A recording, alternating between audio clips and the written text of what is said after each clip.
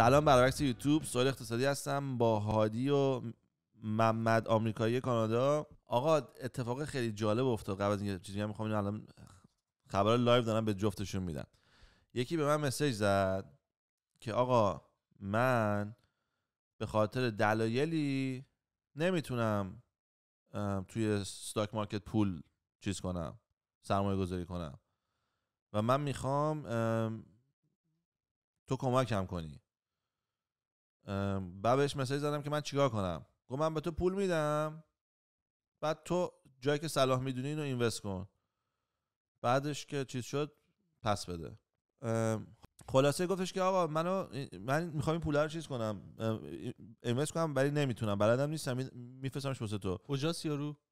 توی کانادا. اوکی. بعد پولو فرستاد و من دیگه چیز کردم، پولو براش اینوست کردم و طرف یه مشکلیو که مثلا مردم باهاش خیلی میجنگن و به چه راحتی حل کرد. بعد که حالا مشکلش حل کردم، یه حرف خیلی جالبی هم زد. گفت سهیل دمت گرم، من به تمام آشناهام و کسایی که اینجا میشناسم بهشون گفتم، همه گفتن اوکی فردا با صحبت میکنیم، بذار هفته دیگه بهت خبر میدم، ببینم چیکار میتونم صحبت بکنم، با حسابدارم صحبت بکنم، با بانکم صحبت بکنم. همه دادنم کردن. به تو ساعت 3 مسیج دادم، 3:30 کارم انجام شده بود، پولو فرستاده بودم. بعد بهش گفتم تو خیلی خفن سری. بعد گفتم اتفاقا من اصلا خفن سری نیستم، هر کی منو میشناسه میدونه من خیلی هم ریلکس و شلم، ولی وقتی میبینم یه تکونه من میتونه یه نفر رو موفق بکنه یا موفق تر بکنه، تکونه رو حتما میدم. و این اون لحظه اون خیلی هیجانی بودم که واو ببین یه یارو داره راه حلش رو پیدا کرده و خیلی جالب بود برام. این گفت واقعا دمش گرم. آره ولی خب کلا دلیلی که من اینجام کلا همینه دیگه. آره ولی خب ببین منو تکون دادی دیگه. تو حالا داستان هفته من ایشونه. من اولا که برعکس من الان 3 هفته از ویدیو نگرفتیم، واسه یه خورده داستان هفته نیست، شاید یه خورده پخش‌تر باشه. من یه وگاس این وسط اپیزود رفتم، یعنی اینقدر نبودم طبق معمول. من یه بار رفتم وگاس دیگه، حالا ولش کن. هادی هم نبود، واسه همین یه خورده مسافرتی بودیم. چطور بود مسافررسی؟ خیلی خوب بود مرسی. ولی خب منم تکون دادی کلا که اینجام، اینم می‌خواستم بگم. نه عشق منی، هممون تکون دادیم. آقا این چرت و پرت گفته بود. یا تو اپیزود بیت گفت من $20 دارم، بعد تو قاطی کردی روش. من رفتیم بنده خدا بابا. اپیزود که چیز شد، نه این قاطیش بود دیگه، اینقدر نایستو نمیدونی. بعد گفتم که رفتیم بالا، تلفنشو گرفتم، خودم شروع کردم براش حساب کردن این حرفا. لانگ ستوری شورت، الان $10,000 تو حساب پسندازشه. نه فکت چک. حالا مثلا 10% بالا پایینش کن. نایس. بعد اومدم حسابشو حساب کتاب کردم، تقریبا ماهی 500-600 داره میذاره کنار، اگه بیشتر نه دیگه تقریبا 500 اتوماتیک بدون بونس. البته نه حواسش نبوده که اینا رو به ما نگفته. نه دیگه همینو میگم دیگه، پوینت همینه. آدما نمیتونن باور کنن که وقتی ببین واقعیتش اینه، یه ماه لازم داره آدما تا ریست شن. یعنی اگه به آدما اگه بگم ما یه ماه ازتون پول نمیگیریم زندگیتون درست بکنید، آدما میتونن. به خاطر این یه ماه همه دهنشون سرویسه، همیشه دارن میچرخن. یعنی چجوری بهت میگم، من الان بهش میگم که آقا بیا تو حساب باز کن، بذار حساب خرید، بذار لباس، بذار مسافرت، بذار آدم 67 ساله، یعنی خود 67 سالم، بذار اجاره خونم، بعد اینا رو شروع کنم ازشون استفاده کردن. خب این اول ماه مثلا میگم و خودم در میگم، مثلا پیچکش که میاد بگو مثلا $5,000 میاد، خرجاش هست $7,000. پس این بعد نمیتونه اون حسابا رو درست بکنه. بعد همیشه داره میگه که خب 2 هفته دیگه پول میاد، 2 هفته دیگه پول میاد. بعد تو یه چرخشی هستی که تو چقدر به تاش نمیرسی. البته اینم بگم، من خودم وقتی اینجا بودم، تازه اومده بودم اینجا، بابام ماهی $5,000 میفرستاد کانادا برای درس من و خواهرم و اجاره و خورد و خوراک و زندگی.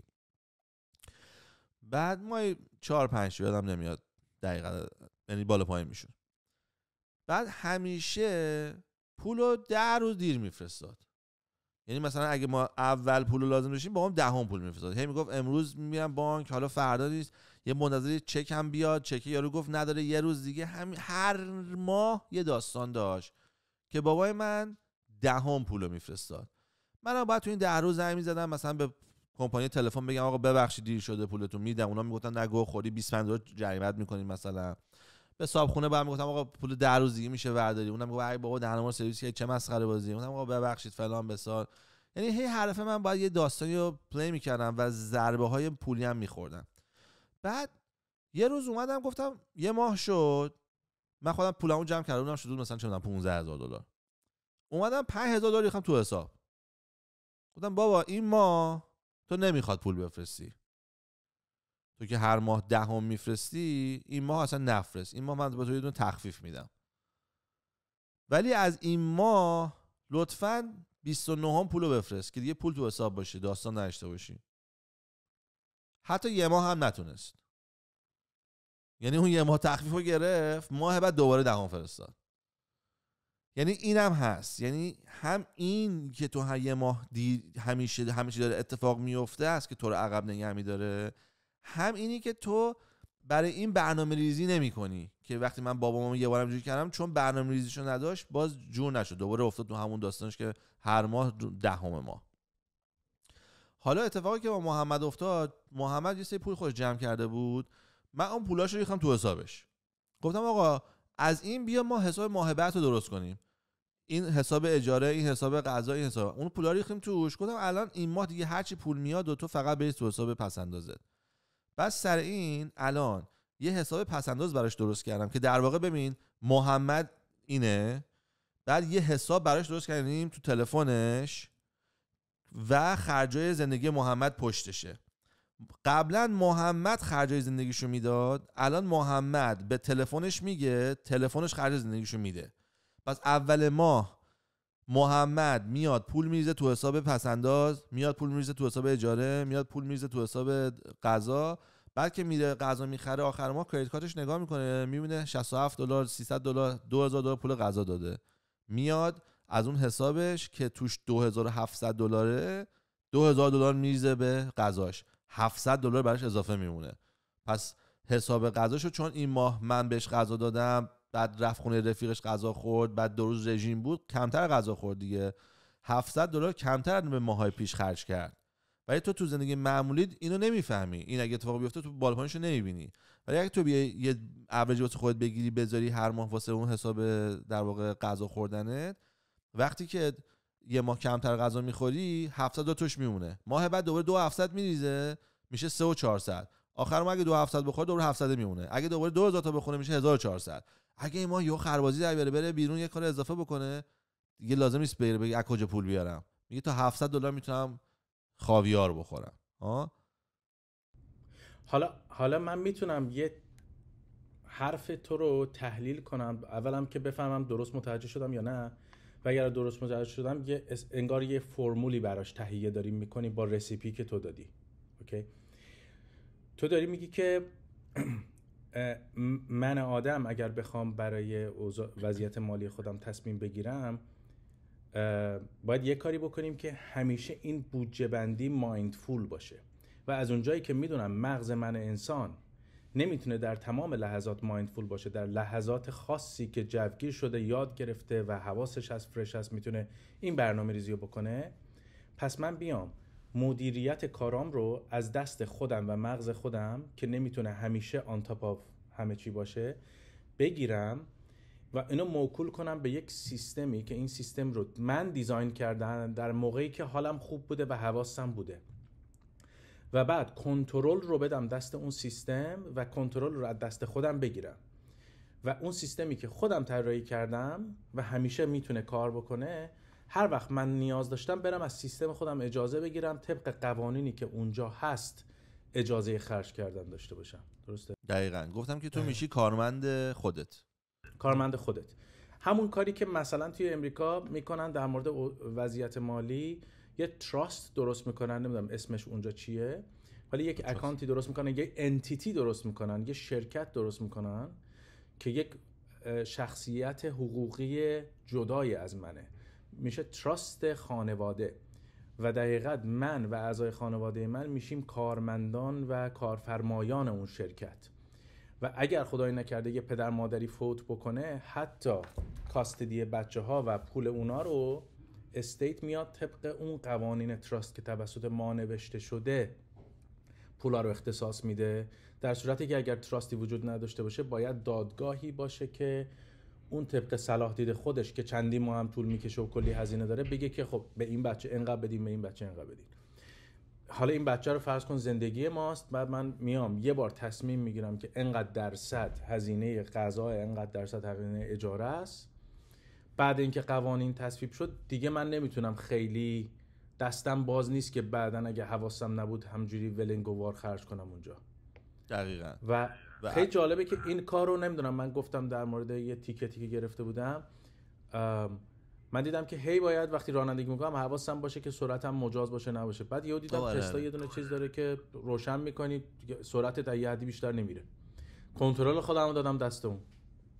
آره واقعا، یعنی آدم بد نیستش. حالا محمد خودت نداتو بده، چون میدونم میخوای چیزی بگی سخت که نه، چرا سخت؟ چون آخه زندگی توئه دیگه. بعد الان تو باید یا خوشحال بشی یا شاکی. داستان اینه که من یه حساب اصلی دارم که هر ماه خب پولای درآمدم میاد تو اون حساب اصلیه. بعد ما اومدیم یه اپلیکیشنی هست اینجا و سیمپل، اومدیم اینو درست کردیم و اومدیم توی این بودجه بندی هایی که سهیل برای من درست کرد، مثلا میگم اگه قرار ماهانه بابت ببخشید چیزام نکردم و نگفتم که ببین تو یه پسر انقدر ساله هستی باید انقدر پول غذا بیشتر ندی. گفتم برو ماه قبل رو نگاه کن ببینیم چیا خرج کردی. آره اولش که اصلا اومدیم همه چیز زندگی خودش. آره اولش که اومدیم مثلا من براش نوشتم من اینقدر درآمد دارم، بعد گفت هزینه‌هاتم نگو انقدر هزینه دارم کلی، بیا بریز بنویس مثلا. آره برام زد مثلا $800 هزینه دارم. گفتم نه به من بگو $800 چیه، من میخوام بدونم. گفت بریز بگو چه هزینه‌هایی داری، من همونا رو برات بودجه میکنم، بیشتر از اون چیزی هم که از شاید 200 بودجه بکنم کردم. آره حتی مثلا من خودم این چیزی که بگم، حتی مثلا من خودم قسمت تریپ یا مثلا سفر و اینا رو نذاشته بودم، سهیل گفت اینم اضافه کن. آره دلت خواست یه وقتی بری سفر اصلا گفتم من لازم ندارم، الان فکر کنم که فقط زندگیمو بسازم و اینا. گفتم نه باشه، یا یه لیست میخوای بری به وقت باید باشه. بعد اگر الان نری به نفعته چون فقط داره بزرگ میشه. بعد آخر ماه هر پولی که استفاده نشده رو هم اینوست میکنه توی استاک مارکت. آره بعد هر چقدرش اضافه موند، حالا از اون بودجه اگه چیزی اضافه موند، اگه اضافه نموند که میره تو کردیت همو دور برمیگرده سرجاش. آره هیچ. اگر اضافه موند اونا میشه سیوینگ. حالا سیوینگ سوال میگه باشه استاک بخر. عنوان مثلا این میشه اون قضیه. خب اونم داره میره بالا. اون تا اولش یه حدود مثلا $800 اون موقع یادمه که از حسابم برداشتیم آوردیم توی این حسابا گذاشتیم. از حساب اصلیم $800 کم کردیم گذاشتیم که من گفتم سوال من باید این هفته که مثلا پنجشنبه که داره میاد پیمنت ماشینمو بدم، بیمه ماشین هست و اینا، که تو گفتی اشکال نداره به اندازه پیمنت ماشین تو حسابت بذار، بقیه‌شو کم می‌کنی میاریم اینور. که تقریبا یه 800 تا میگم آوردیم.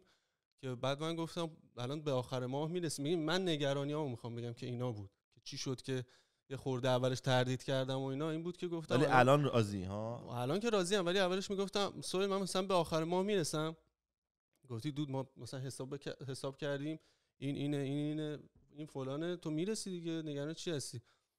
یه خورده میگم اون قضیه که بعد استاکم میخریدم و اینا یه خورده ریسک داشت واسم، ولی خب گفتم بذار بعد از یه جا بالاخره شروع کنم دیگه. بعد یه جا یه 800 تا رو بکنم خودم شروع یعنی کنم. تلفن گرفتم خودم زدم، میدونی، یعنی براش یه خورده سخت بود که این کارو بکنه. تلفن ازش گرفتم به زور زدم. این پوینتی بود که من می‌خواستم بگم که بچه‌ها واقعا آدم یه کاری که نمیدونه براش سخته بکنه. ولی بعد فکر کنم مثلا 3 سال من دارم زر میزنم اشتباه بهتون نگفتم، ببینم فکر کنید. آره فکر کنم یه سال و نیم تقریبا نزدیک 2 سال اومدم کانادا، همه دارن حرف مخالف سوئیل میزنن. مثلا همه میگن نه این کارو بکن اون کارو بکن، کردیتت اگه فلان بشه میره پایین، اگه بسار بشه میاد بالا. میدونی هزار جور حرفای مختلف که تو این 2 سال شنیدم. بعد یه سهیلی میاد این وسط میگه نه این کارو نکن، این کارو بکنی برات بهتره. و اینکه خب منطق میاره، آدم میفهمه منظورش چیه و قانع میشه با اون منطقش. ولی خب اولش سخته دیگه، همه دارن یه حرف دیگه میزنن، بعد یه سهیل میاد این حرفو میزنه. مثلا اولش واسط یه مقداری سخته، ولی استارت که میزنی میگی خب چقدر خوب شد. چون من اینجا مهمه. هادی تو کریدیت اسکور رو بهت نشون دادم؟ نه، ولی توی یکی از ویدیوهات دیدم، فکر میکنم یا البته فکر کنم به محمد نشون دادی 860 بود اشتباه نه 883 دقیقاً همون مکسیمم 899. خب دیگه نمیشه، یعنی مگر اینکه چه می‌دونم یه بیلیونر، آره بیلیونرها احتمالاً دیگه همشون 899 ان دیگه. یعنی همه فرمولایی که کردیت اسکور حساب میکنن و رفتی انگار هک کردی دقیقاً آپتیمایز شده باشه. آره میدونی چیکار کردم؟ چون من راستش بخوای 10-12 تا کردیت کارت دارم و خیلی کار زیاد میتونم باشون بکنم. بعد کاری که میکردم دقیقاً همین بود که کردیت کارت اسکورمو گرفتم از اینه که هر روز چک میکنن. بعد یه ماه رو کارتام خرج نمیکردم، یه ماه خرج میکردم، یه ماه 2 تا کارتو میبستم، یه ماه 2 تا کارت جدید اپلای میکردم. بعد میدیدم داره چه فرقی میکنه تو این. بودم به جای که برم ازشون بپرسم بذار ببینم، اینا که هیچ وقت آدم تاشو نمیزنن، یعنی تو اکشن دیگه داره اتفاق میفته، اینو که نمیتونن قایم کنن دیگه. بعد قشنگ میدیدم که مثلا کریدیت کارت باز کردم رفت بالا، پروکور کم ریخت. مثلا همه میگن کریدیت کارت بگیر به خاطر اینکه لیمیت اضافه میشه ریشیو میاد پایین، احتمال داره به خاطر میشه. بعد نمیدونم کریدیت کارت بستم رفت بالا، نمیدونم استفاده کردم رفت پایین، استفاده نکردم ثابت موند. خیلی جالب بود. مثلا دقیقاً چیزی که مردم برعکس فکر میکنن، یا باید استفاده کنیم نه تا نباید استفاده کنید. اینو بهت میگن که چون میخوان پول در بیارن. اینو که خیلی شنیدم میگن اصلا باید اولش که میای یک کردیت بگیری، همه خرجات از اون کردیت انجام بدی، هی استفاده کنی، هی پیافش کنی، هی استفاده کنی، پیاف کنی، هیستوریش ساخته میشه. حالا تو بگو چقدرش درسته؟ همش اشتباهه. همش اشتباهه. کاملا مزخرفه. مثلا میگم یه جماعت زیادی اومدن یه حرفی به من زدن، بعد سوال میگه اون اشتباهه. نه بعد کریکاتو بگی داشته باشی. بعد استفاده نرمال میکنی. دلت میخواد روز اول بری باش نون بخری، برو نون بخر. تو که به من گفتی اصلا استفاده نکن کلا. اصلا نکنی که الان بهترینه. وقتی ببین کلا حالا اگه کسی داره توی آمریکا کانادا نگاه میکنه، آره فکرم جادی هم اینجوری باشه البته. وقتی تو کردیت کارت داری مهم نیست روش چقدر بدهکاری. کردیت کارت بدهکاری حساب میشه تو دنیای فایننس. یعنی یارو اگه میخواد واسه بابات مثلا چوسی بیای که آره بابا نگاه کن من $10,000 لیمیت دارم، یه بار استفاده کردم، آره بابات خیلی مثلا میگه دم دیگه هم چه بچه باحالی هستی. ولی بانک یا کسی که اومده بخواد به تو وام بده، براش مهم نیست تو کی و چی کار کردی با این کارت. میگه تو کردیت کارت لیمیتش چقدره؟ $10,000. شما $10,000 بدهکاری. حالا تو بیا بگو آقا من 9 سال این کارتو دارم روش 1 سنت نذاشتم. میگه خب اوکی بهت چپم. تو فردا صبح میتونی بلند شی با این بری لویی ویتون یه دونه کیف چرمه که $200 ارزششه رو بخری واسه $7,000 ولی لیمیتتو پر کنی. پس تو یه ترانزکشن میتونی اینو از بین ببری. و من نمیدونم که تو کی میخوای دیوونه شی. پس من حساب میکنم تو همیشه دیوونه ای. پس وقتی همیشه دیوونه تو این سناریو چیه؟ یعنی که تو کارتت همیشه تا ته پره. این منطق کردیت کارت واسه فاینانشال کامپنی. کاری ندارن تو چقدر خرج میکنی چقدر میکنی. تنها چیزی که واسهشون مهمه میگن میخوان تو بیشتر از 65% نباشی. من که اومده بودم اینجا میگفتن 75%. بعد من همیشه 60 میکردم. چون میگفتم اینا اصلا دروغ میگن. من 60 میکردم که مثلا من اگرم رده بندی باشه من رده بندی بهتره باشم. الان شده 65. پس من فکر کنم درست بوده دیگه. اون موقع 75 بودم شده 65. حالا من الان مثلا 50 میکنم. من هیچ کردیت کارتی ندارم که اگر لیمیت کردیت کارت من $20,000 امکان نداره من $10,000 رو ببینم هیچ وقت. هیچ وقت 50%ش نمیرسم. حتی اگه آخر ماه هم بخوام پرداختش کنم، اگه همون روز پرداختش کنی فرقی نداره. یک بار تو 50% رو بری واسه یه رو بری بالا تموم میشه. میگن این آدم خطرناکیه. آدمی که یه لحظه میتونه تمام کارکشو از بین ببره. روی این موضوع اینو میفهمن. حالا حدس تجربه است، دیتایی که اینا پروسس کردن. من دیگه نمیدونم این از کجا در اومده، ولی این حقیقتیه که هست واسه کردیت کارت. حالا بهش میگن یوتیلیزیشن ریت. معمولا مثلا تو این چیزای نرد والت و اینا توصیه اینه که حتی بتونی زیر 30% نگهداری. اگه بتونی حتی زیر 10% نگهداری تاثیر مثبت داره. ولی حرفت کاملا درسته. من یادمه که یکی از خونه‌هایی که می‌خریدم وقتی لون اپلای کردم، ما 2 تا ماشین داشتیم که یکیش لیزش تموم شده بود و تحویل داده بودم 2 ماه پیشش و یه ماشین داشتیم و بانک گفت که خب 2 تا ماشین هم که بدهکاری. گفتم نه اینو تحویل دادم. گفت آره تحویل دادی. بعد دارم میبینم هم اکانت بسته شده. ولی خانواده‌ای که 2 تا ماشین داشته بعد اینکه خونه رو گرفتی باز میری ماشین دومو میگیری. گفتم یعنی من لونی که نگرفتم هم تو داری حساب میکنی. راست میگه. نه نمیگه شاید، میگه حتما میگه. میگه چرا نگیریم؟ میگه دیوونه عوض. میگه ما طبق آمارمون وقتی که کسی 2 تا ماشین داره، الان هم اگه یه دونه داره قرار دومیشو بگیره. الان چند تا ماشین داری؟ لیست کردی، احتمالاً بعدی هم لیست می‌کنیم، مثلا ما اینقدر میذاریم که تو بدهکاری. خیلی قوی دیگه. خیلی کانادا حالا اینو شما ندارین. کانادا کاری که میکنه خیلی باحاله. وقتی میری لون بگیری با مثلا 7% با حساب میکنن، بهت 4% میدن ها، ولی میگن امکان داره مثلا یهو جنگ شه 2 برابر شه، پس ما حساب میکنیم که تو بتونی اونو بدی. مثلا روی 7-8% تو رو اپروو میکنن، بعد لون 4% بهت میدن. اینا همه حاشیه‌های اطمینانه که برای خودشون میذارن دیگه. آره البته کانادا توجه باید داشته باشن بچه‌ها که سال 2008 که کل دنیا، یعنی تقریبا میشه گفت تمام کشورهای دنیا ورشکست شدن به خاطر دزدی در واقع چند تا کمپانی آمریکایی. تنها کشوری که تو کل دنیا ضربه نخورد کانادا بود. ضربه مالی خورد ولی به ورشکستگی نرفت. و بعد یعنی از رئیس اقتصاد، نمیدونم چی اسمش، دیپارتمنت اقتصاد کانادا خواستن که بره در لول جهانی صحبت بکنه که بگه چیکار کردیم. من مصاحبه خودم دیدم که گفت آقا جون شما چیکار کردین که کل دنیا ضربه خورد ولی شما ضربه نخوردین. و بعد توضیحاتی که داد، تمام سیستم بانکی خود شما عوض شد، هم آمریکا، استرالیا، تمام اروپا همه عوض شد و همه افتادن رو سیستم کانادا. و حالا این شما رو 2008 کانادا موندین، کانادا داره همینجوری ایوالو میکنه دیگه. الان کانادا اینجوریه که مثلا میگه ما 10% لون میدیم، به من چه لون 2%، امکان داره بازار خراب شه، باید همه اوکی باشن رو 10%. اگه نمیتونی 10% رو افورد بکنی 2% هم باید نمیدیم. برای همین خیلی اینا رو من دوست دارم که مثلا میبینم تو کانادا که این کارا رو انجام میده.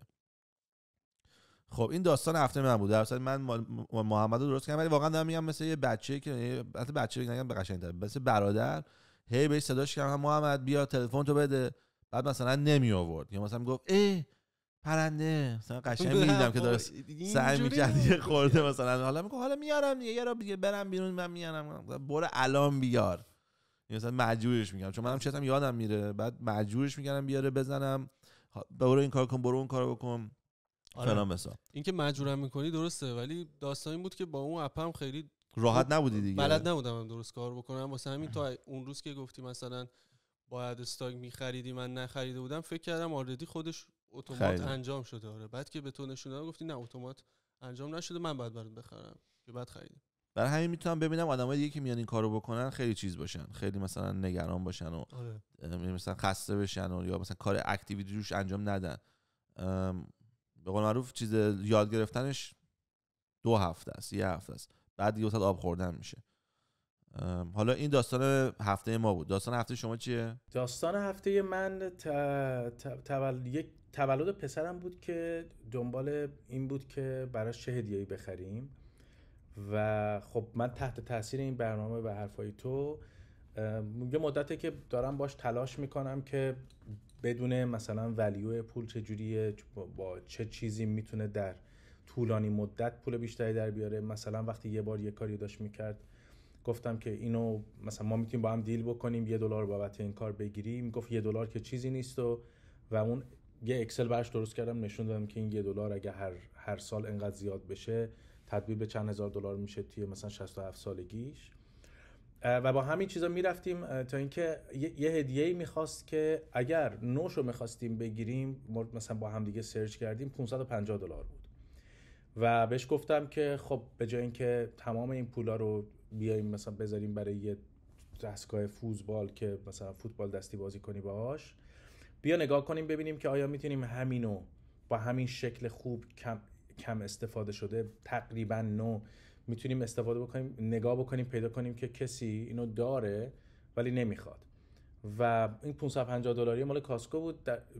بعد همینجوری که داشتیم سرچ میکردیم دیدیم که یه نفر گذاشته یکیشو که خوشگل‌تره، بعد الکترونیکیه، چراغ داره، نمیدونم امتیازا رو میگه چیز میکنه، مثلا طرف گذاشته $120 $150. و خب وقتی نگاهم کرد عکسش اینا رو خیلی دوست داشت، با هم دیگه رفتیم دوتایی دیدیمش، انتخاب کردیم و برداشتیم آوردیم. ولی اون مکالماتی که با هم داشتیم که چجوری اون مثلا $400 که الان میتونه سیو بکنه به خاطر این کار، و یه اکانتی هم براش باز کردم که میتونیم منتقل کنیم به اونجا و بعد رول اوورش کنیم به 529. اکانت 529 اونایی که میدونن توی آمریکا برای بچه‌هاست، برای تحصیلشون، که وقتی پولو میذاری اونجا از مالیاتت کم میشه و رشدی هم که میکنه مالیات بهش نمیخوره. امسال هم یه دونه چیز گذاشتن، یه دونه چه تبصره چیزی اومد که میتونی اگر استفاده نکردی رول اوورش کنی به 401k، به راث 401k. فکر کنم سقفش هم $36,000 در ساله، یعنی اینقدر هم که اضافی مونده همه رو میتونی بعداً بیاری به تو حساب مالیاتی و مثل پول معمولی استفاده کنی ازش. و داشتم با هم دیگه حساب میکردیم که این چقدر میتونه موقع تحصیلش بزرگتر باشه.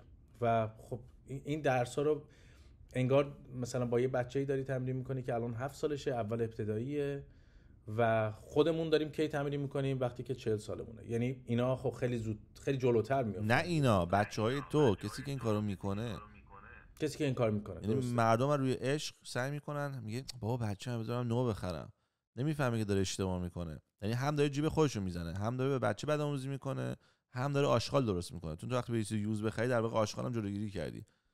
دقیقاً. و خریدن اون کاری نداره برای ما، یعنی واقعا یک کلیک دو روز بعدم میاد دم در خونه، اصلا سیم دی میاد دم در. یک ساعت هم توی کار میتونی پولشو در بیاری. یعنی نه مالیه، فقط کانسپت. این خیلی مهمه. یعنی من اینو خیلی دارم خود بچه‌ها بفهمن که وقتی مثلا من و هادی پول سیو میکنیم فرق داره با وقتی که محمد پول سیو میکنه. لولی که من و هادی پول سیو کنیم سخت‌تره. یعنی ما داریم لول هارد بازی میکنیم. محمد الان دلش میخواد که پول بیشتر داشته باشه، اول زندگیشه، واسه این بیشتر هیجان داره. ما این قسمت رو پس کردیم، پول رو الان داریم، آینده‌مون هم میدونیم داستانش چیه. یعنی من الان مثلا اگه اقتصادم امروز پاز بشه، من تا آخر زندگی میتونم بخورم بخوابم، هیچ کاری هم نکنم. خب پس من خیلی برام راحت تره برم یه دونه $20 رو ضربه بزنم بهش تا محمد. و مثلا برای بچت بیای سر $300 این کارو بکنی، یه دیسیپلینی میخواد که مردم نمیفهمن و خیلی متاسفانه اونایی هم که نمیفهمن بهش میگن خساست، بهش میگن یارو از فلانش در میاره میکنه تو دهنش بخوره. یعنی یه حرفایی میزنن که وقتی تو یه بچه یا یه نفر دیگه میشنوه میگه اوه بس حواسم باشه من بزرگشم اینطوری نشم. این چیزی که من تو فرهنگم دیدم، اگه اشتباه میگم بهم بگو. 100% اینطوری. یه چیز دیگه هم میخواستم بگم که جالبه که اینو مکالمه رو واسه با یکی از دوستام داشتم که توی ایران شبیه چیزایی که از خودت یاد گرفتم، داشتم باش حرف میزدم. اتفاقا امروز هم بود، داشتم باش حرف میزدم. این سربازه و بهش میگفتم که خب چی کار میکنی با پول، مثلا چقدر از سربازیت مونده؟ میگفت 1.5 سال. گفتم که خب اینقدری که در میاری چقدرشو واقعا نیاز داری استفاده کنی؟ چون داشت با پدر مادرش زندگی میکرد. حساب کردیم، گفت که ببین اصلا تو نمیفهمی من چی میگم، اصلا با اون دلاری که تو میگی این چیزی نیست. من فقط ماهی اگه حساب کنی ماهی $85 دارم در میارم، بعد فقط مثلا نصفش میمونه. و من گفتم این خیلیه. و چیزی که بهش گفتم، حالا امیدوارم یکم قانع شده باشه تا آخر مکالمه، این بود که هیچ وقت عدد نگاه نکن، درصد نگاه کن. تو داری میگی 50% حقوقم اضافیه الان. تو به این فکر کنی که 1.5 سال دیگه همین سربازی هستی که هیچی ته حسابت نمونده، چون همش حواسش نیست که میاد و میره، انقدر کمه، میگه انقدر کمه که همینجور میره دیگه، با اینکه نیاز ندارم از بین میره. مثلا یه هواپیما سوار میشم پول بلیتش میره. ولی باید برعکس باشه، کسی که کم داره باید بیشتر بگی مثلا هر $1 رو باید نگه دارم چون من کم دارم، نه که من که چاقالم بذارم. تو فکر کن هر ماه $40 داری و حالا طبق توصیه تو یه چیزایی بهش گفتم و حساب کردیم وقتی که سربازیش تموم میشه این پول معادل $1000. گفتن خب تو که قراره 1.5 سال کارت این تموم بشه بری سراغ یه کار دیگه، تو میخوای همون موقع هم حسابت صفر باشه، 2 میلیون تومان باشه یا $1000 باشه. خب و در ضمن تو وقتی که درآمدت در کمترین زندگی خودته که مثلا سنت هم کمه، تو توانایی اینو داشتی که 1.5 سال 50% حقوقتو ذخیره کنی. حالا 4 تا صفر بذار جلوی این حقوقت، این میشه مثلا 10 سال بعد تو اگه 50% هم نتونستی 25% حقوقتو تونستی چیز بکنی، با عددهای خیلی بزرگی سر کار خواهی داشت که میتونی باهاش کارهای بزرگ بکنی. ولی خب همون حرفی که زدی، اونایی که تو ایرانن یا اونایی که براشون سخته و واقعا از آدمی مثل تو کمک میخوان، باید به مرور زمان مثلا به این فکر کرد که تو چجوری میتونی یه بستری رو فراهم بکنی که این آدما از تکنیکایی که تو میگی استفاده بکنن، با اون ریشیو و راههایی که میگی تو، سهامایی که میگی سرمایه گذاری بکنن. چون از همین دفعه اولی که ضبط کردیم چند نفری هم تونستن، من نه سوشال مدیا دارم نه یوتیوب دارم و اینا زیاد، ولی تونستن از 1000 تا سرچ و اینا مثلا چند تا پیام به من بدن که ما اینو چیکار کنیم، که من همه رو ریفر دادم که بیام با خودت تماس بگیرم. ولی واقعا اگر در طولانی مدت بشه یک بستری رو درست کرد که بدون اینکه خیلی زیاد از وقتت بگیره، شبیه کاری که با محمد میکنی آدمای دیگه هم بتونن ازش استفاده کنن. آره این اگه بتونی فکر کنم خیلی خوب میشه. من باورم نمیشد وقتی که کامنت های تو رو میخوندم، مثلا فکر نمیکردم که آدما بیان واقعا بنویسن اون چیزایی که میگی، مثلا امروز اینقدر هستم و اینقدر دارم. و خیلی برام عجیب بود که خیلی خوشحالم شدم که دیدم کلی کامنت هست که مردم میگن چقدر دارم. و یکی از چیزایی که واقعا یادم خیلی بیشتر یادم موند و لذت بردم این بود که یکی گفته بود که من اینقدر تو ایران بدهی دارم، این ماه تونستم نصفشو بدم، پلن دارم که به صفرش برسونم تا چند ماه. خیلی جالب بود که عددهای مختلف با صفرهای مختلف، بعد واقعا مردم داشتن توجه میکردن، دوست داشتن که اینا رو یاد بگیرن. ببین من جوری که زندگی رو میبینم یا مساویه یا سربالایی. تو اگر سربالایی نری نمیری بالا و این آدما دوست دارن اینطوری برن و میگم این لاتاریه، این بابای پولداره، این دزدیه. اگه میتونی باهوشی دزدی کنی بکن، دمت گرم، بابات پولداره، خوش به حالت که از اون لای پای مادر در اومدی. ولی اگر نداری اینا رو، اینو نداری، یه دونه دیگه هم هست اینه. یا میتونی گاو باشی بگی این خیلی آرومه، من میخوام مستقیم برم همیشه همین جایی که هستم بمونم. بعد جالبیش چیه؟ 99% آدما اینن. من این آمار رو هر دفعه که وقتش بشه میخوام بخونم. 80% آدما پول ندارن وقتی 67 سالشون میشه. 80%، به این فکر بکن. یعنی از هر 100 نفر که میبینی 80 نفرشون قرار مشکل داشته باشن. 78% از آدمایی که تو آمریکا زندگی میکنن پیچک تو پیچکن. جز اون 22% باش. فقط 3% از آمریکایی‌ها بالای 1 میلیون پول دارن وقتی 67 سالشون میشه. 9% $500,000 دارن، 91% هیچی ندارن. یعنی زیر $500,000 دارن. حالا 300 پولی نیست تو سن 60 تا 300,000 داشته باشی. خب یعنی 3% آدم عقلشون میرسه. فکر کنید چند درصد اون 3% اینو داشتن؟ من فکر میکنم اکثرشون این باشن. 90%شون اینجوری دارن میرن و اونجا میرسن. 10%شون هم اینن، دزدی، بابا پولدار، شانس، هرچی. اون ویدیویی که اخیراً هم با روزبه داشتی خیلی جالب بود.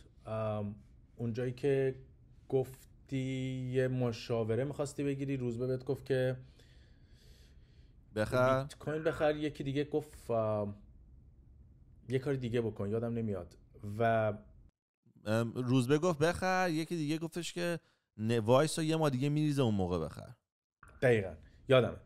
و حرف روزبه درست عذاب در اومده بود. منتها برای من این جالب بود که تو با این که روزبه اکسپرت بود نصف پولت رو اختصاص دادی به اون، نه همش رو.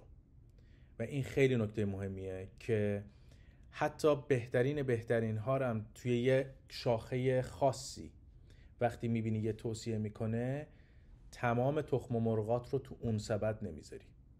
خب این منو یاد یه جلسه خصوصی انداخت بین این گوگلرها و اریک اشمیت که از اول تو گوگل بود، چند سال پیش دیگه بازنشست شد یا رفت یه شرکت دیگه.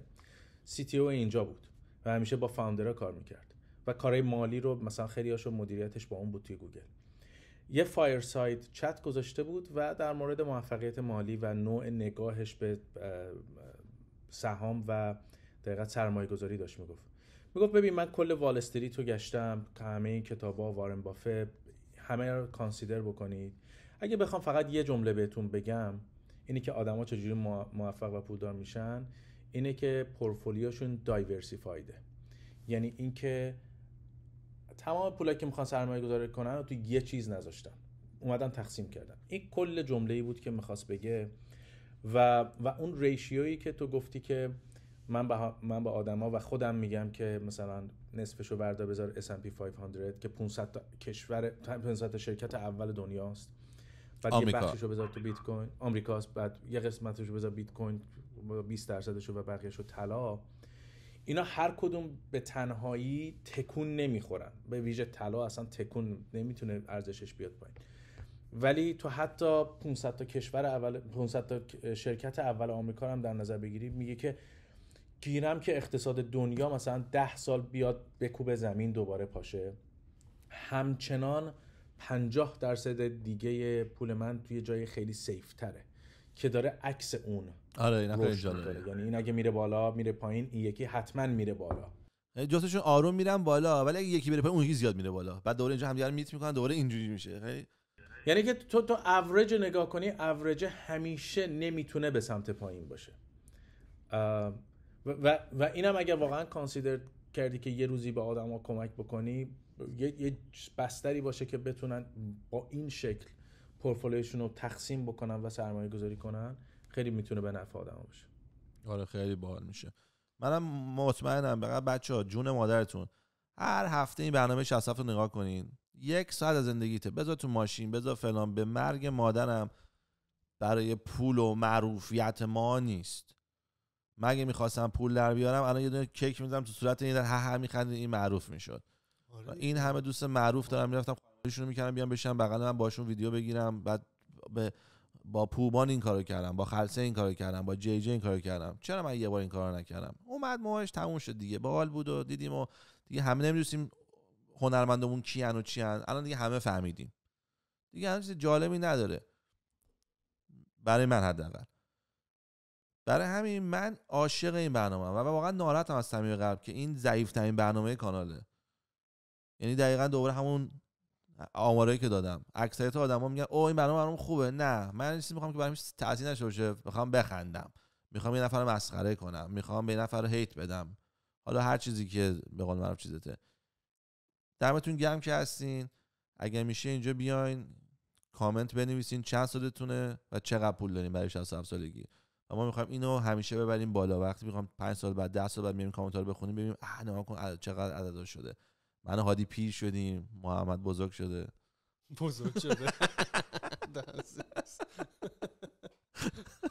انگار 7 سالمه. مثلا 3 سال از من کوچیک‌تر. رفت مدرسه. نه ولی 27 نه؟ 28. خب چقدر فرق داریم؟ 13 سال 14 سال. آره. کمه. حالا فرقش چی؟ ولی 28 دیگه آلموست. نه خوبه، یعنی سن خوبیه واسه شروع کردن. 19 تا 30 واقعا طلاییه. بعد اونایی که 19 شروع میکنن واقعا یه مزیه‌ای دارن، مثل اینکه مثلا تو مسابقه 2 بزن دوپینگ کنی. یعنی ایشون اجازه دوپینگ داره. 19 تا 22 دوپینگه. دیگه اگه الانم نکنم دیگه کی واقعا؟ یعنی حالا درست 28 سالمه، ولی اگه الانم شروع نکنم کار انجام ندم اصلا نمیتونی. دیگه همین سیستم میره همینجوری آخر ما دوباره نگاه میکنم ببینم بعد 2000 تا پول داشته باشم 2000 تا کو نیست. یعنی فکر نکنید من فقط نشستم داد میزنم اینوست. نه، من کانسالتیشن داشتم با طرف، گفت من اینوست کنم، گفتم نه. گفتم برای اینکه 63 سالته، سنت بالاست، اینوستمنت به هیچ جایی نمیرسه. الان زندگی تو منیج کن، یه دونه امرجنسی فاند داشته باش، سعی کن اونو گنده کنی که یه روز اتفاقی داشته باشی، وگرنه بغض اون نکن. چه داستان جالبی هم داشت. یارو زنگ گرفته بود، بعد زنش طلاق میگیرن اصلا، با هم بعدشون میاد جدا میشن اصلا. بعد این سر لجبازی این داکیومنت رو امضا نمیکنه که خار یارو سرویس کنه. یارو هم دوست پسر داشته، با دوست پسرش میرن مسافرت، قایقشون چپ میکنه میمیره. بعد این خونه نشسته بود، یه نامه میاد در خونش که آقا زنت مرده، واسه یه کمپانی کار میکرده، ما تا آخر عمر ماهی $10,000 پول می‌ریزیم به حسابت. یعنی گفتم دادا ببین تکنیک و لاتاریت برده دیگه، تو الان لازم داری سیف کنی، تو بشین 10 تا رو منیج کن، عشقشو ببر، اینقدر بذار کنار واسه بعد برای بچه‌ش حساب باز کردم.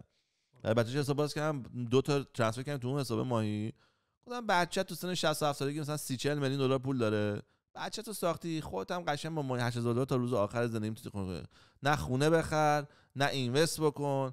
گفتم همین اجاره بشین حالتو بکن. ببین من منطقی ام، همه سیف کنین، بعد 20 تا بذار جیبت. اصلا نسخه پزشک نیست که تو بنویسی بگی همین کار انجام بدین همه قبول میشن همه جواب میده. که یه کانسپتیه که من میگم اونایی هم که تو ایران هستن بیان اولین استپش اینه که ببینن این پوینت، یه چند تا پوینت رو میتونن از حرفای ما بگیرن. مثلا یکیش اینه که سری پیش گفتیم بودجه. ببین خب بودجه تو کل دنیا به نظرم یه چیزه دیگه نمیتونی بگی تو ایران فرق داره، تو آمریکا فرق داره، تو کانادا فرق داره.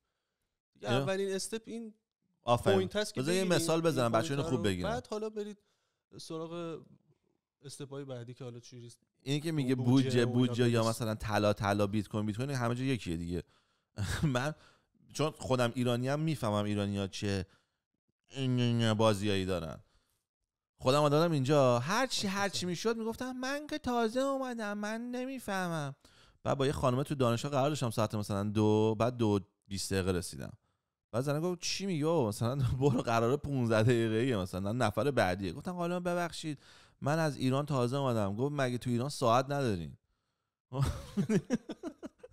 یعنی خودم میفهمم که ما چون ترجمه من ایرانی هم نمیتونم دستم بساز، ولی لوس بازیشو خودم هم میفهمم تو این لول که ساعتم دیگه بردم زیر سوال. حتی خب واقعا تفاوت داره. ببین کانادا و آمریکا الان اقتصادش با هم دیگه خیلی تفاوت داره. اینو باید قبول کنیم. اینو من میپذیرم. من خودم تازه از ایران اومدم. واقعا یه سری داستان‌هایی داره ایران که خیلی متفاوته با کانادا و اینها، با آمریکا و اینا.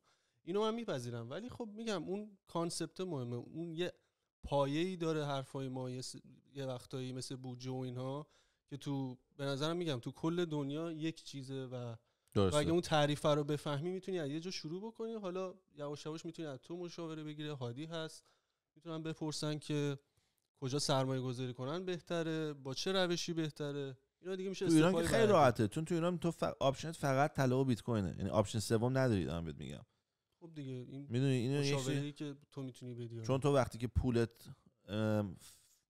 فاسد شده تو دیگه نمیتونی با اون اینوست کنی. مثلا ایران یهو من شنیدم سهام اومده، من خنده ریده بودم تو خودم.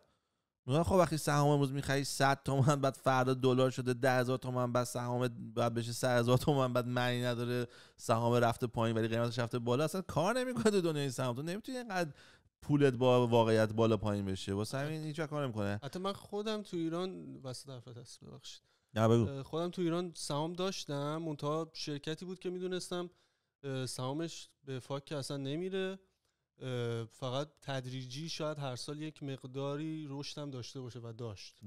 داری الان هنوز؟ نه دیگه اونو فروختم واسه کانادا اومدن اینا. آره من حتی مثلا طلا هم داشتم فروختم، طلا نه ببخشید سکه داشتم فروختم.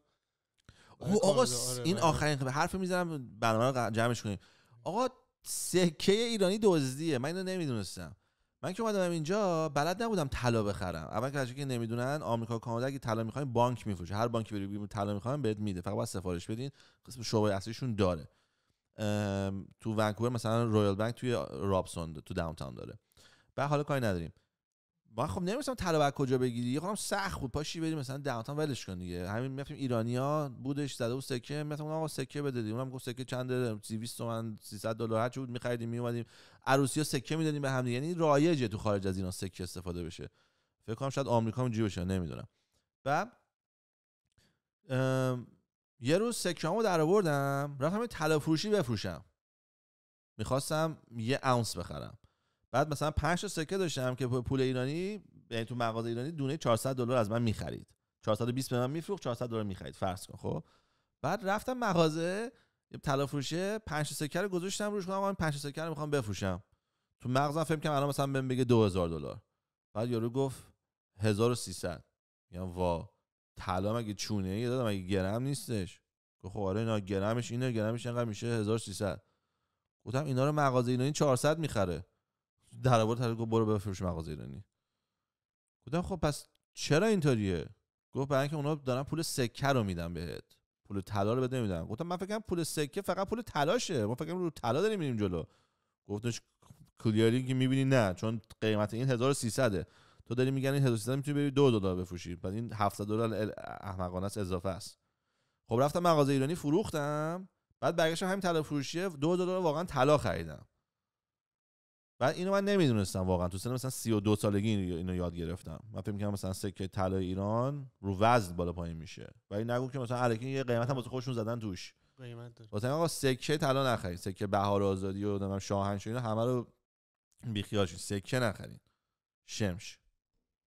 دو قرون در مورد ایران اینه که هیچ استی، هیچ سرمایه‌ای نباید بر مبنای ریال باشه. حتی بانکی که داره مثلا 40% در سال سود میده هم بر مبنای ریال داره میده. باید به محض اینکه اون پولی که داری رو تبدیل بکنی به یک جنس دیگری، حالا از هر جنسی، از مثل طلا، بیت کوین یا دلار، و بعد اون دلار هم که خب معلوم ارزشش میره پایین‌تر، اون تبدیل بشه به سرمایه‌ای که میتونی باهاش یه چیز ارزشمند بخری مثل سهام. ولی نکته اینه که این نباید توی حساب به صورت ریالی بمونه. این خیلی مهمه.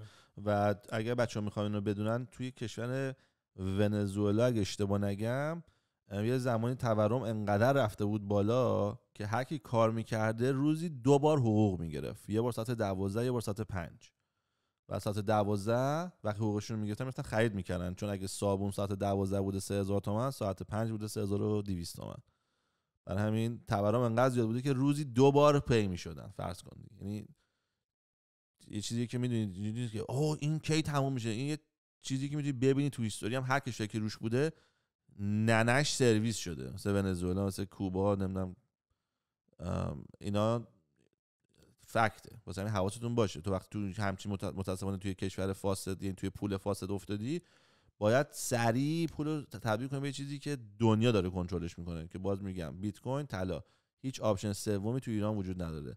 دلارم اوکیه واسه موقتی، مثلا میگم یه پول داری اضافه میخوای 3 ماه دیگه اجارت رو بدی، اونو دلار میکنی چون اونقدر ضرر نمیکنه توی 3 ماه، راحت تر خرید و فروشش و اینا راحت تر میشه تیکش کرد. واسه همین اونو میشه. ولی به غیر از اون فقط طلا و بیت کوین برای ایران کار میکنه. و کلا ما حرفمون واسه خارج از ایرانه. حالا ما برای بچه خارج از ایران میگیم چون تو اینجا خیلی بهتر راحت تر میشه پولدار شد. فقط وقت لازم داریم که بچهای ما رو فالو میکنن، اکثرا جوونن و ارگو که ما این برنامه درست کردیم. آقا حرفی هست برای پایان؟ برای پایان این که من دیدم توی اسپاتیفای پادکست ها اومده، میتونم به صورت صوتی بچه‌ها برای بچه برن سراغش. فقط لینکشو خود دیگه اوکی کن که همه برن دیگه. داره پادکست ها داریم راه میندازیم، تو ماشین بودن، اگه نمیدونم بیرون بودن، تو خیابون بودن، هر جا بودن دیگه بتونن گوش کنن صوتی. آره آقا این 67 هفته یه بار گوش بدی.